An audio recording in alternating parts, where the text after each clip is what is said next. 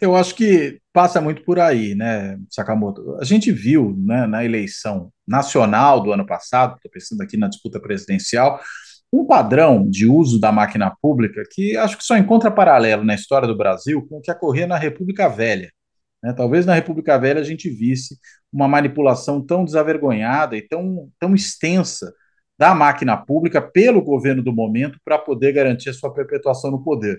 De lá para cá, pelo menos em períodos democráticos, a gente nunca viu nada parecido com isso. E na mesma época da ditadura, o governo nem precisava se esforçar muito, porque não precisava convencer o eleitor, já que não havia eleição para presidente. Agora, em momentos em que há eleição, foi um uso abusivo, né? Você lembrou aí do consignado para a Caixa para quem recebia auxílio emergencial. Então, veja que maluco. Você entende que a pessoa precisa, para poder sobreviver, receber um auxílio do governo e condiciona o pagamento de um empréstimo a esse recebimento. Ou seja, o indivíduo vai ter aquele dinheiro que, para ele não morrer de fome, sendo usado para pagar um empréstimo. Então, na realidade, era só para gerar uma sensação de bem-estar inicial, momentâneo para as pessoas antes da eleição, mesmo que depois isso fosse sacrificar o próprio recebimento desse tipo de benefício por parte delas.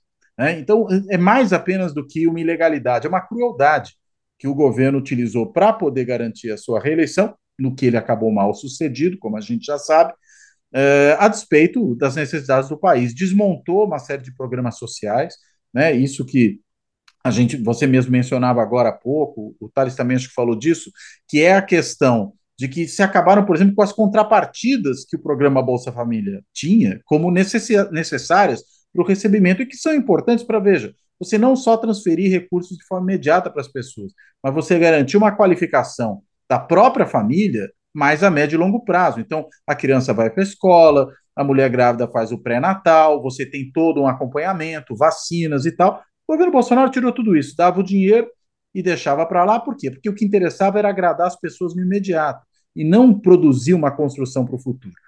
Ao fazer isso, ele repetiu o padrão que a gente encontra nos rincões do país, né? E que, de alguma forma, foi justamente esse padrão que o governador de Roraima resolveu adotar ali. Ao criar um novo programa, ainda que dizendo que era apenas continuação de um programa antigo, no ano da eleição, o que é proibido, para poder adoçar a boca dos seus eleitores.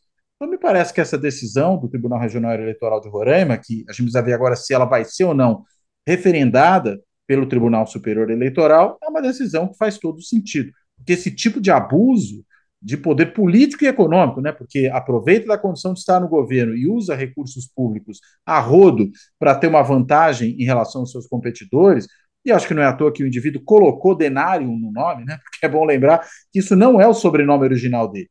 Ele adotou esse sobrenome, é um nome de guerra do governador de Roraima e de alguns de seus familiares que também adotaram, justamente porque ele quis mostrar aquilo que o deixava, vamos dizer, com sangue nos olhos, né, que era justamente a busca do dinheiro. Ele que fez fortuna ali, trabalhando como uma espécie de agiota, né, emprestando dinheiro para as pessoas e tudo mais. Foi assim que esse cidadão se construiu. Então, não é de se estranhar que, ao chegar no governo, se comporte dessa forma, inclusive com todos os outros problemas que o próprio Thales acabou de mencionar, que envolve não só ele, mas a sua família, envolvimento com garimpo ilegal, com madeireiros, enfim, com uma série de procedimentos ilegais que estão ali presentes também.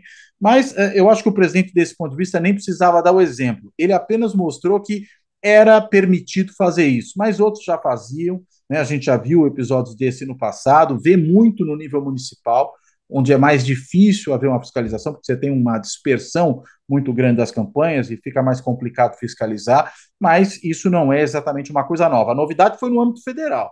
Essa foi uma grande novidade, porque ali havia mais controle, havia mais visibilidade, mas nem isso o Bolsonaro, inclusive, respeitou e tornou mais difícil, mais custoso para as instituições, inclusive da Justiça Eleitoral, fiscalizarem e impedirem esse tipo de abuso.